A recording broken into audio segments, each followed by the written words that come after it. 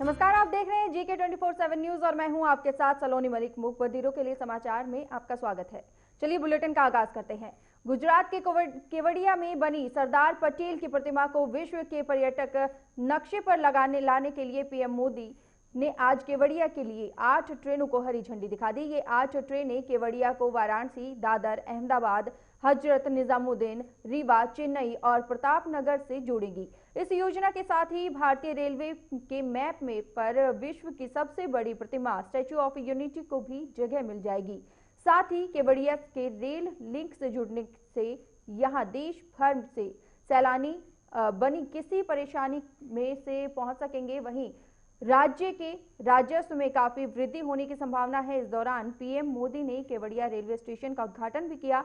इसके अलावा उन्होंने ब्रॉडगेज लेन का भी उद्घाटन किया। इस दौरान देशवासियों को संबोधित करते हुए प्रधानमंत्री नरेंद्र मोदी ने कहा कि भारत के इतिहास में ये पहली बार हुआ है कि एक साथ 8 ट्रेनों को झंडी दिखाई गई है। पीएम मोदी ने कहा कि अब केवड़िया देश का कोई छोटा मोटा शहर नहीं रह जाएगा।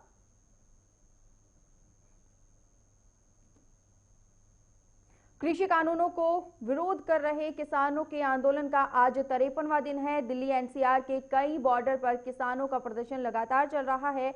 किसान सुप्रीम कोर्ट की ओर से गठित कमेटी से खुश नहीं है। किसान आंदोलन में जारी गतिरोध के बीच एक किसान संगठन ने सुप्रीम कोर्ट से कृषि कानूनों पर विचार करने के लिए नई कमेटी गठित करने की मांग की है। याचिका में कहा गया है कि सुप्रीम कोर्ट की ओर से गठित कमेटी निष्पक्ष नहीं है। इस संगठन ने मांग की है कि नई कमेटी में एक रिटायर्ड जज को भी जगह दी जाए। वहीं शुक्रवार को 3 कृषि कानूनों पर सरकार और किसानों के बीच 9वें दौर की जो बातचीत हुई थी वो भी समाधान नहीं निकला है। उसमें भी अब 19 जनवरी को फिर से सरकार और किसानों के बीच मुलाकात होगी।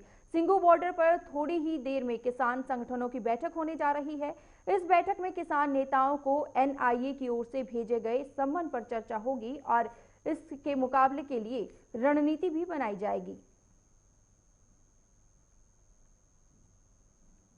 देश में वैश्विक महामारी कोरोना वायरस के नए मामलों को और सक्रिय मामलों में लगातार गिरावट देखने को मिल रही है।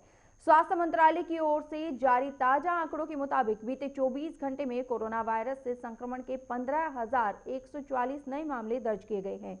इसी के साथ ही देश में संक्रमण के कुल मामले 1,05,57,985 पर पहुंच गए हैं। वहीं पिछले 24 घंटे में कोरोना वायरस की वजह से 181 लोगों की मौत हो गई है, जिसके चलते देश में कोरोना से जान गंवाने वालों की कुल संख्या 1,52,274 हो गई है।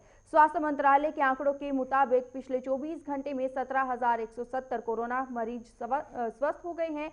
इसी के साथ ही देश में अब तक 1,96,885 कोरोना वायरस से मौत हो गई है और सफल मात दे चुके हैं।